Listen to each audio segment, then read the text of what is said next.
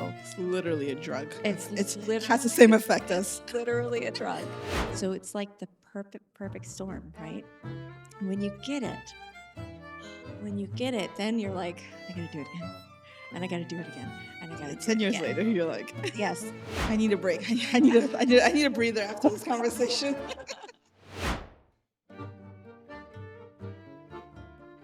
All right. So, Welcome back. yeah, we're back. This is an exciting one. I'm very excited for this one. I've been Yeah. excited for every topic, actually. That's But true. this is also, it's nice because I think we've been talking a lot about safety and like Mhm. how to create this great environment. And we've Mhm. hinted at why tango is so great, but now we can actually dive into what makes Oh, it yeah. so addicting. Yes. And what does it feel like when we've hit that like high spot? Yes. Well, and it's funny because we've been kind of jumping between two terms when we're talking about this episode, the tango high or the tangasm. And I think both work Yes. as, to describe it. But so what is a tangasm? The tangasm is an indescribable moment. Yes. It's just, I think of it as a moment of the most truest, authentic connection with another person with the music in that particular moment in space and time. It's when all the stars and planets align. And sometimes in the past, I used to say it's like an out of body experience. Yeah. You're just absolutely. in the zone. It's effortless. You float. You're floating. You're in the flow state you mentioned earlier. Yes. Yeah. It's just a moment where it just all comes together and it makes sense. Yes. I think it's when you can be so fully present. Mm-hmm. We kind of walk through life focused on the past and the future. And it's hard, right? To get those like, oh, what am I making for dinner? Oh, how did this person, what was that conversation? Or like, what do I need to do? What do I need Let to me plan do? for this. Or even in tango, it's like, oh, am I too tense? Am I balance? But stop thinking. You stop, it all goes away. Yeah. And you're just there. And it is so hard to describe, right? Yeah. It's like, but everybody knows when they found it. Everybody knows, and it's easier in the beginning. Like maybe I think you have to get past this awkward phase, just very like this brand new walking, you're just learning how to walk. Yeah, the mechanics, yeah. Mm-hmm. But once you can move a little bit, once you can walk a little bit, then you can get there pretty fast, I think, if you allow yourself to let go of everything. Yeah. But then the longer you dance, the harder it gets. I think because there's different layers of the tangasm, and it changes depending on what you value in that moment.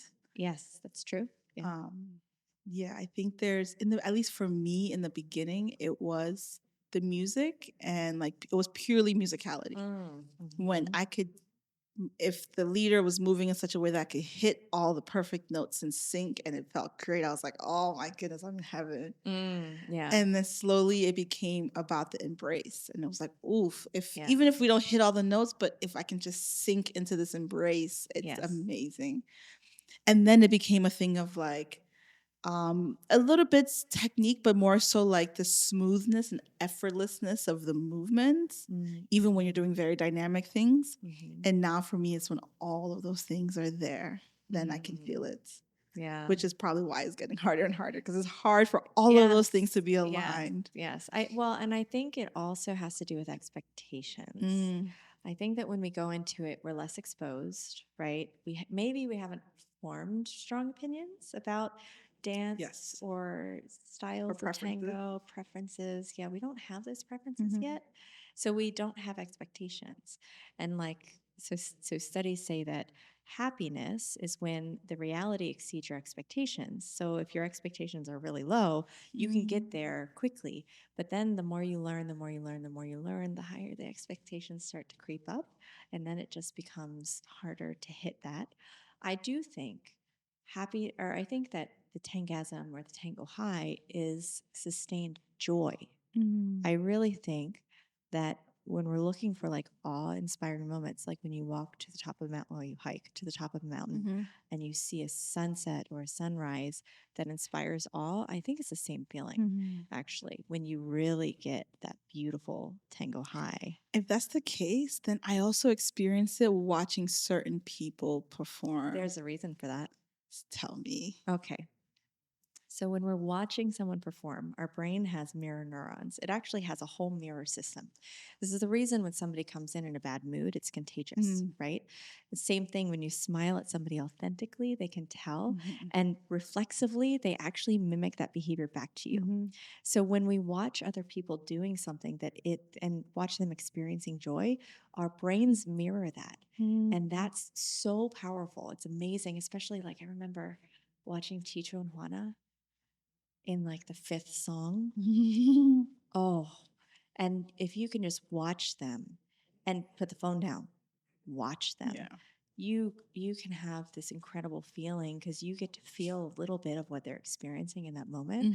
It's why even watching the social dance floor, maybe you were sitting this one out or you just weren't feeling this one, but if you see somebody else experience, you can see it. Yes. You can see that on their face, right? I just had this moment recently. Oh, really? I was in New York and I went there on a crazy whim just for less than 24 hours to watch my most favorite couple, Ariana and Fernando. Oh, I love them. And when they started to perform, firstly, it felt, I assume, it felt like he had selected the songs and maybe she wasn't aware of them. Because her reactions every time also felt very authentic. And she was like you could tell like they were communicating even in those moments. Yeah. But the way they were moving together, whatever they were feeling, I was feeling. I was in it, and it was so enrapturing. And I just remember feeling like the 6-hour drive in the snow just to watch this 10 minutes was worth it. Wow. Well, they're joyful dancers too. Yeah. Like I love watching them dance together.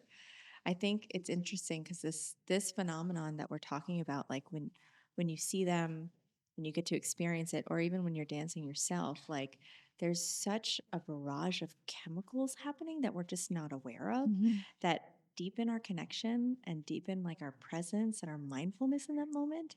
Because if we're preoccupied with like the next thing or the conversation or like, the thing we just learned, then we can't truly experience it as well. That may also be why it gets harder too, because now we have so much knowledge that we're like checking this, checking this, and that list gets really, really, really long. Yeah. So I want to know, John, what is this for you? Have you experienced the tangasm or the tango high? Yeah. And it's always been very unexpected when it shows up. I think we always have this hope when we go to a Melangor festival to dance with the best dancers there or to dance with the teachers. But that's never been, when I've felt it. It's always been when I have been the most comfortable and I have been dancing with a friend or someone who turned out to be super friendly and I'm not worried about, you know, are my clothes comfortable? Is it too hot or too cold in the room? Is the floor too sticky or is it too slippery? All of these things kind of go away. And it's really just focusing on my partner and the music. And so, yeah, no, it's really few and far between when I felt it, but I can still remember the times, and it just stands out, and it's great. And I think for me, what's nice about it is when I have an evening where it happens, it's much more likely that I will continue to have that feeling throughout the evening. It's not just it's not just like for a set. And when I'm there, I'm like, oh, this is great. I got to take advantage of this particular evening because this is going to be a good night. So there have actually been studies on this, getting into the flow state. And what the study showed is exactly what John just said, is that if you can achieve this positive experience one time, the more you dance in that session, the more likely you are to experience it in that night. Now, that doesn't mean the next night you're going to experience. Part of the reason it becomes more elusive too is that we're experiencing it because when we are hitting that like, oh, it happened and I did it and we did it and we're feeling it, dopamine's being released, right, as a reward in our brain, which is part of why tango becomes so addicting, right? So it's literally a drug. it It has the same effect as literally a drug. But the more we're experiencing it, the higher the bar we have to reach to experience it at the same level again, right? And the other piece is that oxytocin is released when we touch. So we can perceive, even just by touch, we know if somebody is feeling anxious or what emotions they're experiencing, right? So like we have this oxytocin, this social bonding thing happening, which that in itself is powerful. It's the same hormone that's released when a mom holds her baby for the first time, right? And it's the reason why actually there's a big difference between breastfeeding and bottle feeding is actually the embrace. Because oftentimes they will hold a baby out to bottle feed, right? And it's more powerful if they bottle feed here in that same embrace because more oxytocin is being released. It's not only like what they're consuming, but it's actually because our skin is an organ and it's causing these changes in our body. So dopamine's being released, oxytocin is being released, we're getting this social bond, we're getting this reward. And then if you can quiet your mind, we're also then in a meditative state. And meditation is lowering cortisol, lowering adrenaline. It's also stimulating our vagus nerve, which is helping us manage stress. So it's like the perfect storm, right? When you get it, then you're like, I got to do it again. And I got to do it again. And I got to do it 10 years again. later, you're like, yes. But it gets harder and harder and harder. So I was reading these studies about this today. And what was fascinating is the thing that they said is that you have to continue finding novelty. So it means that tango can continue to evolve because we don't want to do the exact same thing, right? We're not robots. So we have to continually learn. And if there's ever a point that we're just shuffling through, then we're not going to then reach it, right? And we have to be mindful to practice meditating outside of tango that can actually strengthen your ability to then experience mindfulness in tango. So if you even just sit there and try to quiet your mind for 3 minutes a day, it can make your dance more powerful because you have strengthened those connections in your brain. That's amazing. Yeah, it's fascinating. You know, you talk about all these different layers of continuously evolving. I wonder now if there's this inherent nature to tango that it feels depthless. And that also helps you to keep going and going because, I mean, you hear from people who've been dancing tango for 30 plus years. Yes. And they still find these moments that's so deep. Yes. And it's like, how? You know, I see all of this, especially when I see instructors or performers or tango professionals who, since they were little, they've been doing this. And they do this like every day, every week of their lives. And you still see them finding that joy. It's crazy. Yes, it is. Well, and I think we didn't touch on a piece. As we get older, our bodies age because we don't live forever, right? So the other thing that motivates us, it is the positive feelings. It is the tango high, the tangasm. It is also actually the negative emotion, right? It is the frustration and the anger of wanting to do something but not getting there. If we allow it to motivate us, it can keep pushing us forward, and then that puts us back into the reward circuitry when we actually do achieve it. And as our bodies get older, they can't do exactly everything that they used to. I know even at 40, my body's not what it was at 28 when I started, right? I'm already feeling it. Yes. Yeah, but it's a motivating factor. Now I really have to focus on things that maybe were a little bit easier for me when I was 28. You know, and I know at 50 it's going to be the same. I'm going to have to work for some things. I guess motivation to actually work out outside of tango as well. I haven't gotten there yet still. Yes. Well, but we evolve, you know, we evolve and things change. And I think that the fact that you get all of these levels of reward and we're not even touching on the social piece, right? Yeah. Because you can also, I think you can also get tangasm off the dance floor.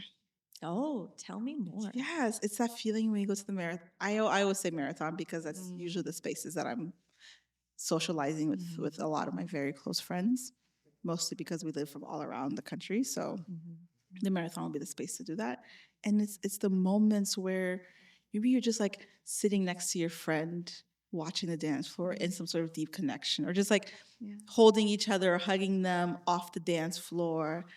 There's just so many moments where off the dance floor, I've just felt this like, it almost feels like it's going to burst out of my chest, like this sense of joy. Yes. And everything feels so right. And I am me. And that's totally, it's not only okay, but it's encouraged. And that other person also can be authentically themselves, and we're both accepting it. Yeah. Like that moment also feels very addicting. And I think when I started to tap into that, then I started to see, oh, I understand now the social aspect of this. I want more of the social aspect. I don't care as much if I dance, great, but if not, I want this. Yes. Yeah. Well, and I think that sometimes depends on the energy of the room for me. Yeah. Like if those afternoon marathons, it's the best feeling. When people are lost in it, and even if you're not dancing, there's just this like palpable feeling of joy and suspension. But you know why?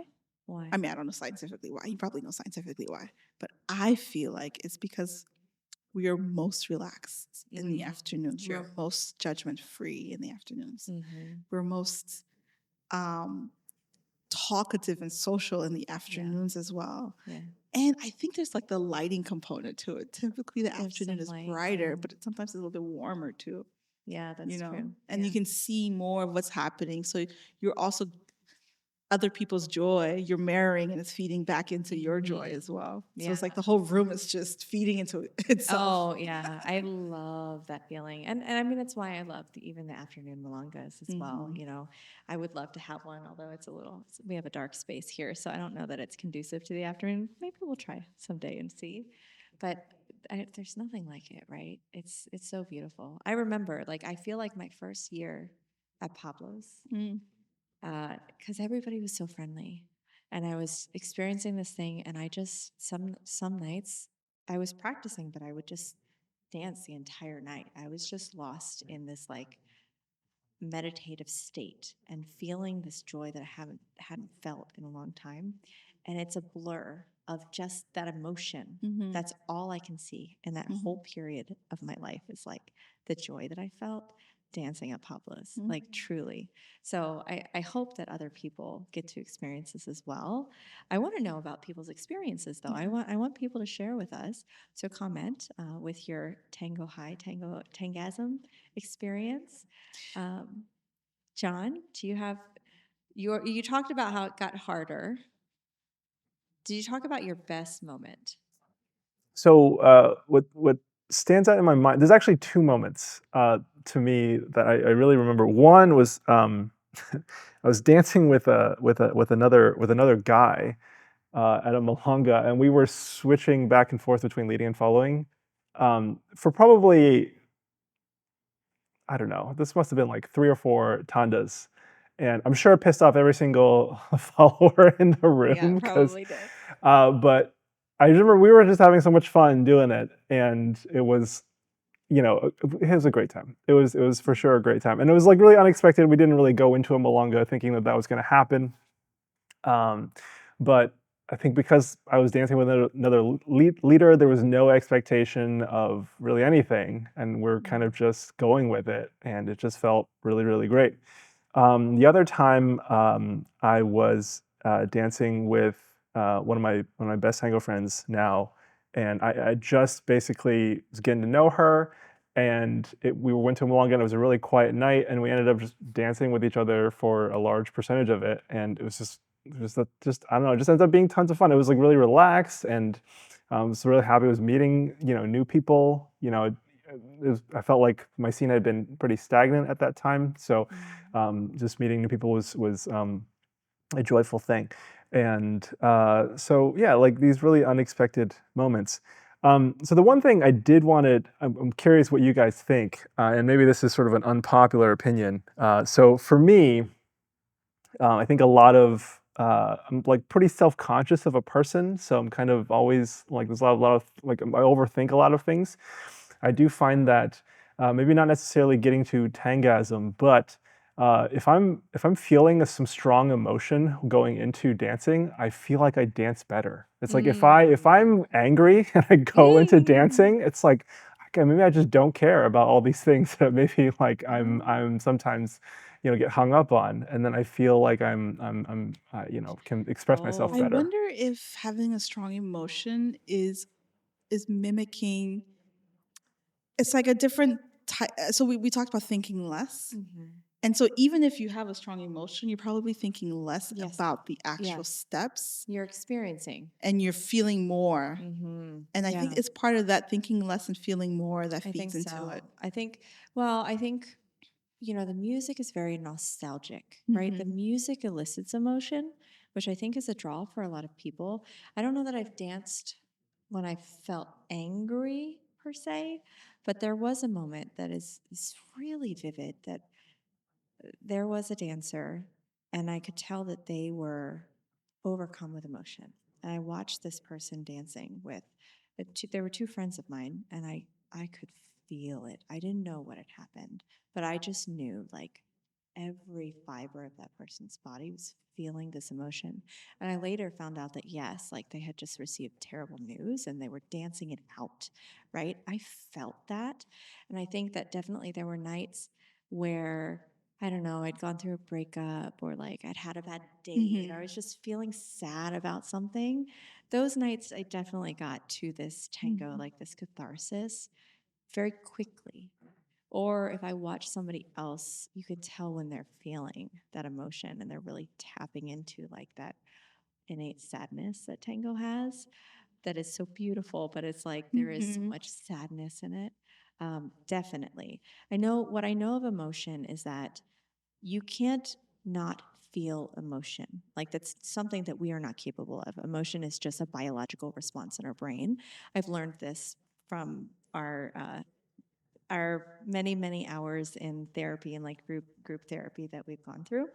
And so you can react to your emotion. And this is why like people experience anger, maybe they punch a wall, right? That's just like a reflexive action. There's a choice there. So you can choose to just kind of acknowledge the emotion and let it go because it will eventually go, or you can kind of hang on to it and create a cycle. So sometimes it's really negative and unhealthy. But I think in this moment, having, knowing that, oh, I'm feeling upset, but doing something that is going to make you be present and you could even process emotion this way is actually a really healthy thing to do. Yeah. And what's so lovely about this tangasm, a little bit to your point, John, is it can happen with anyone. Yeah. It can happen with someone of your same gender. It can, whether or not you're attracted to that person. It can happen if you're single and the person's married, or vice versa. It could happen if you're more or less experienced than the person you're dancing with. I'll never forget. I think it was at I forget which milonga it was, but there was this guy who used to live here. He moved away, but he was just a couple of years in, and we danced a puliese tanda. And I was like, oh, okay, let's go for it. And my goodness, I still think about that tanda today. I think the maximum we did was walking, cross, and ocho cortado. I think that was all we did. Not in that order, but that was like the maximum vocabulary. Yeah. And it was just like, holy moly, this feels amazing. Yeah. And now that was amazing. I've also had moments where a very dear friend of mine who's in the queer space and I'm straight, but sometimes we tap into this thing that's beyond the two of us. And we'll stop dancing and just look at each other like, holy shit, did you feel that? I felt that. Like, what was that? Yeah. So it can happen. Yeah. It can happen with anyone in any moment, and it's so beautiful. Yeah. And I should say, like, we're saying tangasm, right? But it's not sexual. That's true. It does have a sexual connotation. Yeah. And this isn't, I mean, sure. And there are probably some scenarios for some people where this is a sexual thing and a consensual sexual thing. But what we're saying is that this is more of like an energy and a presence and a moment, and it's not really something it's more like synchronous. Yeah. Almost telepathic sometimes. Yeah. Oh, absolutely. It feels very, even though you're not thinking as much, it feels incredibly mentally connected, as if there was no barrier between that person's body movement thoughts and my body movement thoughts. What I would be really curious to know, so for any scientists that are watching this. When a mother and a child, her child, are sleeping in the same space, baby, the baby's breathing will actually synchronize with mom. So actually rates of like sudden infant death syndrome are lower if that baby is sleeping in the same room as the mom. And they found that the brain waves will synchronize with the mom. So they go into the same states of sleep. So we know that they're not even in the same bed for this to happen, right? So what I want to know is, are we aligning? Are our brains actually aligning, or are we releasing the same like cocktail of chemicals dancing with each other? Something is happening, because for me at least, every time I've managed to tap into that with another person, when we stop moving, there's a moment of still, like, it doesn't just go away. It's like you're still standing there, you're still breathing, you're still like in this space, and then maybe the cortina hits you, and then you kind of like snap out of it. Or sometimes you walk off the dance floor and you're still feeling it. So it's like this wave that it has to be, right? Otherwise, if it wasn't authentic, it would just go away the minute you stop moving. Yeah. It continues, the feeling continues to stay there linger. Yeah. For a little bit. Oh. That moment that you're dancing with someone and then they do something that delights you, that you're like, oh, I didn't even hear that. Now I hear it. Now I hear it. And I think back to that moment with John when we were dancing to solo tango, when I said he was wonderful. That moment for me, that was definitely this like tango high, and I could hear the way he was interpreting the music, and it was really beautiful. Because he played violin. He's a musician, right? I play a little guitar, and I played the flute for many years. There's just this thing that happened, and I was like, "You're a musician. I can tell you hear it that way." Yeah. And sometimes too, it's something similar where the leader will lead something. The couple together does a movement. And for moments, I'm like, did you lead that? Did I back lead that? Like, where did that originate from? It feels so together that you can't tell who led the movement. Yeah. And that also is just like, oh, I know. This is what we're chasing. This is what we're chasing. This is why we're still doing this year after year after year. This is why we need this community. This is yes. Yeah. And why certain friends who will not be named travel constantly to get to this state and marathon. Certain friends with the name started with M. Is that what you're thinking about? No, there's another one. I'm calling you out. No, John knows who it is. Some friends have multiple reasons for it, but definitely. Okay, you can tell me afterwards. Yes. And I think you already answered this question I was going to ask, is whether or not like if you're having your tangasm, do you know if your partner is having it as well? I feel like for it to be a real tangasm or tango high, it has to be reciprocated. It has to be, because it's not a feeling that you can have alone. It's a feeling that you're having in reaction to another person. Yeah, together. You can dance with someone. It's happened before on both sides, where either I'm dancing with someone, I was like, that was amazing. And they were like, yeah. Or I'm dancing with someone and they say, wow, that was amazing. And I was like, okay. Yeah. So I don't know. You can have great dances and it's not reciprocated, but when it's reciprocated, then yeah. Yes, absolutely. And I know as a tango photographer, because I used to take a lot of portraits of people dancing. There were definitely times when I photographed people in those moments, and like you're so unaware of anything that the expressions are a little like, we won't post that one. We're just not going to share that one. Depending on the person. Different people have different synchronized. What could we even call it? It's not tangasm or tango high. Actually, I find a lot in these moments, at least for me, I don't think I'm expressing it on my face, because that would take some sense of like intentionality or muscle usage. No, it's a maybe there is. It is a reflex. Maybe there is an expression. It's not like a smiley. No, it's not. Right, that's what I mean. It's more of a like. It's like it's like a smizing type. No, it's more of like why we would call it a tangasm. Actually, it's more of a like you're a little suspended in the moment, and like the mouth might be a little bit open. You might be breathing a little heavier. Your eyes. Yeah, it's 100%. It's that. Yes. So if I ever did share a picture of you and you were in that moment and you didn't want that moment shared, I'm happy to take it down. Just let me know. It's fine. Don't want to step over any boundaries here. Yeah. I think. Okay, fine. We'll wrap it up really quickly to this point. And I'm gonna call him out. I hope he doesn't mind. So, very recently, Joaquin and I, my husband, we were at we had Ray and Vicky's ceremony, and she just sent me a photo of me and Joaquin dancing, and I think this is a perfect moment to highlight what we were talking about, because in the photo, it's quite hilarious. I am like, I don't know how to I'm just like so in that moment. You can feel like the joy, not just joy, right? Like, I'm enjoying this moment, right? And I love dancing with my husband in a close embrace, or just him embracing me. It feels different, right? And I'm just like, my head is even tilted. I'm like in it, and he's just like, right? Because in his mind, he's like, what step am I doing? Am I going to run into somebody or da da da da? And I'm just like, oh, he's holding me. This is so lovely.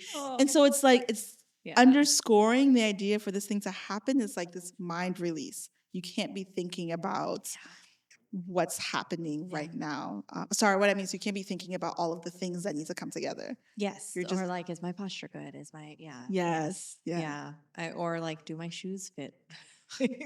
That's my thing now, because my shoes are all like a little loose because I've lost weight. So I'm like, my feet are sliding in my shoes. I can't get there. It's distracting me. So I definitely think that. I think, but it's the same reason that like we talked about like not dancing with teachers or for me, because then I feel anxious, right? And I just know I'm not going to get there. I'm never going to get there because I'm just like, and not even about the level. Sometimes teachers are amazing because they've honed in on a certain way to express the music. If I can't tap into that, what am I doing? Like, that's my overthinking, my anxiety. I'm like John. I'm like, I'll just think about all the things I'm doing wrong because I'm dancing with this person that could perceive it. And they're not doing that at all. They're not. But in my brain, they're doing it, right? So, Whew, I feel incredibly, like, I'm feeling a little bit of this feeling in my chest as we're talking about this, as I'm reliving these experiences. It's feeling a little hint of my tango high coming out. Oh, yeah, I know. I'm thinking, like, there are just so many beautiful moments. I feel like this is where festivals and marathons come in, like having the opportunity to dance multiple days in a row, because Friday you get out all the anxiety, right? And then Saturday afternoon, that's when it starts happening. And then you ride it in like, oh, I want to go to marathon. And the farewell embraces of Sundays. Yeah. Oh, they're amazing. All right. Well, I think we've covered it, but for now, I need a break. I need a breather after this conversation.